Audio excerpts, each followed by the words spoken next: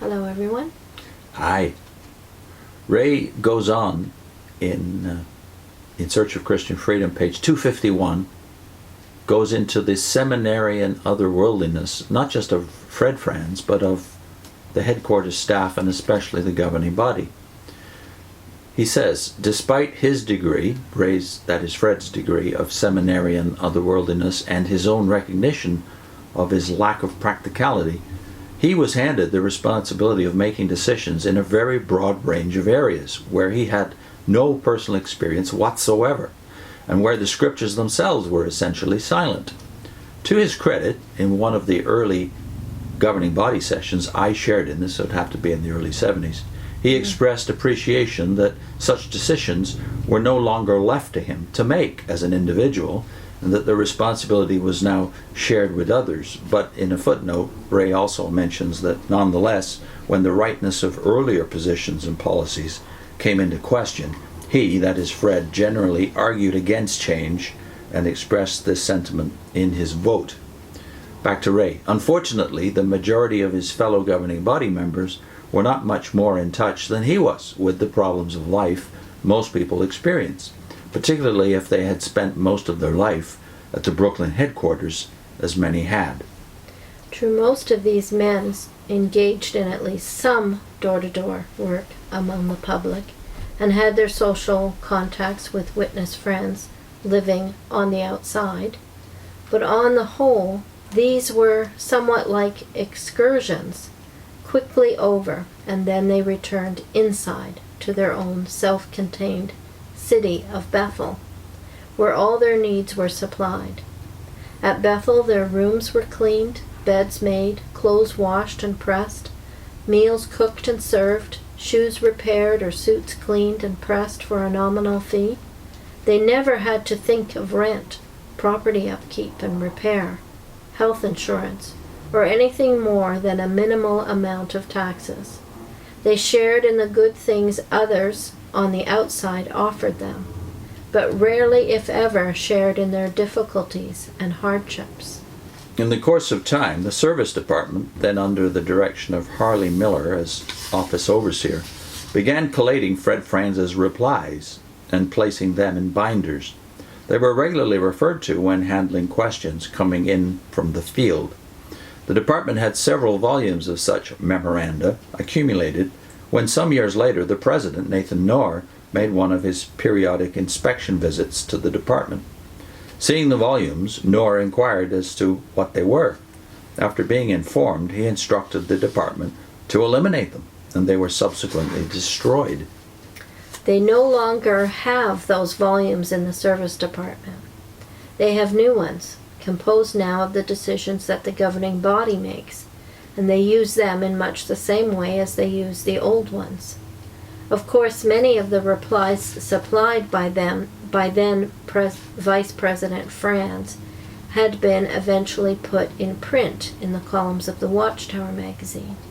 And there is no question that the basic framework on which the whole system of the great body of theocratic law rests was developed during that earlier period.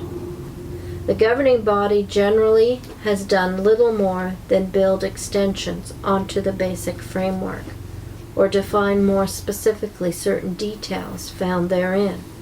It would be impossible to discuss even a small fraction of the total, but consider here just a few examples. And in the next subhead, you have theocratic law in actual application. But before we go on to that subhead, I think the footnote on 25 is very significant in terms of how you analyze the basic problem, the way the Watchtower does leadership. Ray says on page 251, the footnote, contrary to what some might think, Nathan Knorr inclined to be more reasonable in these areas, meaning the areas where the problems of normal people would come up. He and Fred Franz thus at times were on opposite sides of the fence in some of the voting. Out of all the governing body members, only one, Albert Schroeder, knew what it was to be a parent. And even in his case, he did not know what it was to do so as the average working man does, since even after the birth of his son, he continued to be employed by the society in teaching assignments as a kingdom ministry school instructor, with his housing and other needs cared for. So you don't, when you picture the governing body back in the 70s or up till today, and you see this picture of men in suits who look pretty much like grandfathers Yeah. in our real world, and then you realize only one of those dozen or more men in those pictures was a parent. Yeah. Would have even had the experiences of normal life, and his life wasn't even normal either, in that most of his stuff was taken care of. So it's almost like a bunch of kids still at home are doing the decision making in the family. They have very little experience, very little awareness of the kinds of concerns that their parents have. So you don't think of this application of the Proverbs 18:1 that you hear all the time when you're at the Kingdom Hall. Being Proverbs isolated. 18:1, being isolated will seek his own selfish longing. Well, Ray doesn't think that these men were selfish, but he does think they were sheltered, isolated, with all the Yeah. concomitant problems they would have to relate to the real world. So being leaders, it's hard to think in terms of them as giving sound advice, or at least advice with empathy and sympathy, because they have experienced these things. Yeah.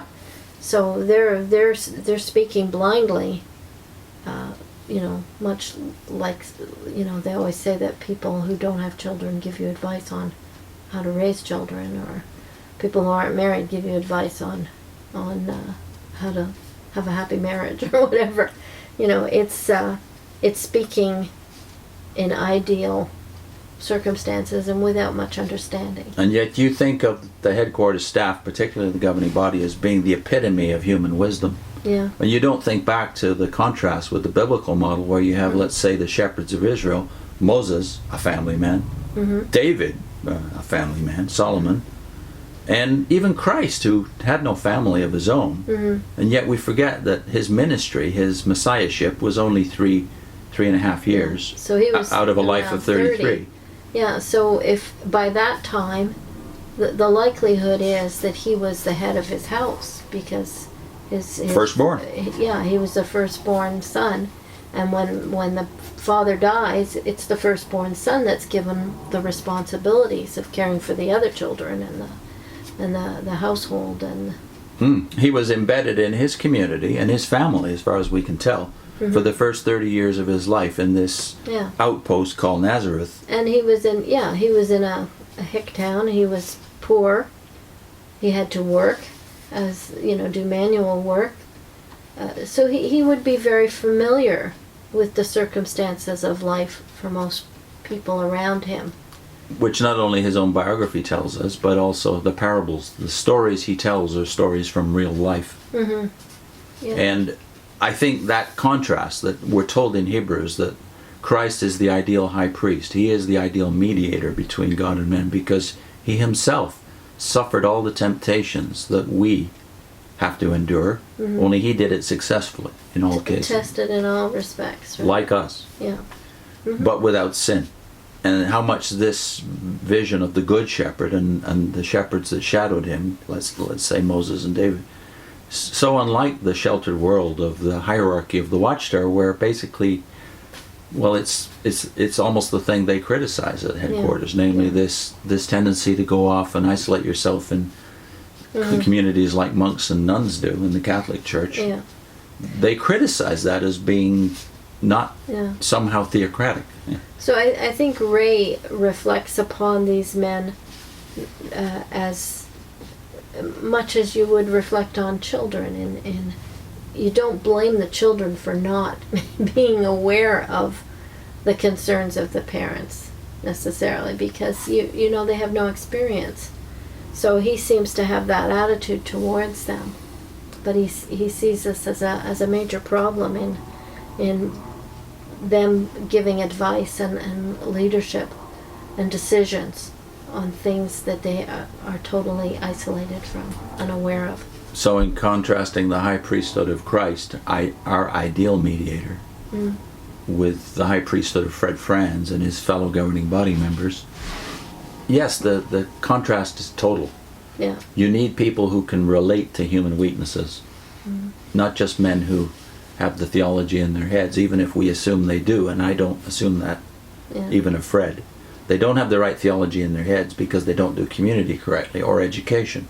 But even if they did, their lack of human experience Yeah. would forbid them from being the kind of men that we can go to and trust in for counsel and for divine guidance. The next section is entitled Theocratic Law in Actual Application.